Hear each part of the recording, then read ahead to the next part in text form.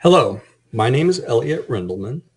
I'm your teacher for English 550, and I am offering this video to, I hope, help clarify some of the function and content expectations for 6-1 workshop on nominals. This is an unscripted video, so there will be some stumbling and some hemming and hawing. So as you have with other workshops, you go to 6-1 and click on the link. And one of the first parts of this workshop is to simply post by copying and pasting a draft of your analysis to paper. I'm not, and your peers should not think that it is polished. So just for the sake of illustration, I'm going to copy and paste 2 paragraphs from this article that I wrote. I'm going to go over to 6-1 and I'm going to click Create Thread.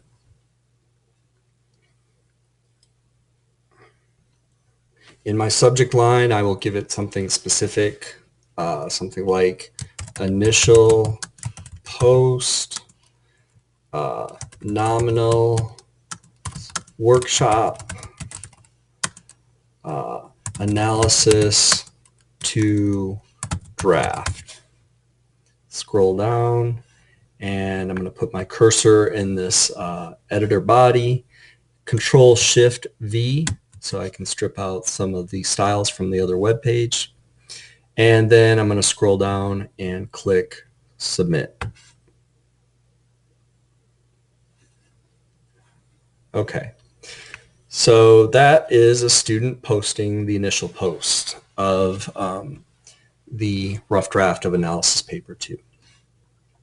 Now imagine I'm another student going in and doing the other part of the reply requirements, which is selecting a peer's initial post, which I'm doing now,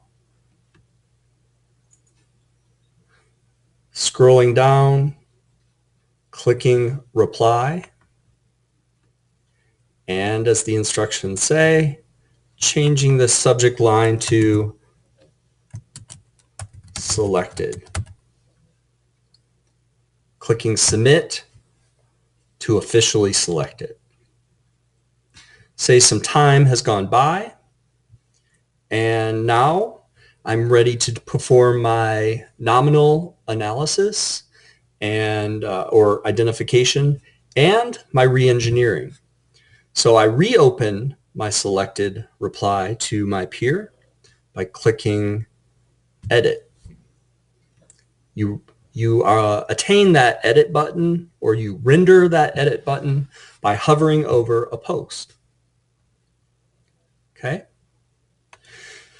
So there are 2 parts to the reply requirements. One part is a nominal's identification space or return, and the other part is re-engineering, basically rewriting and offering advice on how to rewrite some sentences with a focus on nominals. Okay, so again, because of time restraints, and this is just a quick as needed video, I'm going to go over and I'm going to go to course resources. If you go to course resources and you scroll way down to the bottom of the page, you'll find an example of highlighting and labeling for 6-1 workshop. I'm going to, in this case, triple click, copy, and again, this is just for the sake of illustration, and I'm going to Control V. Okay.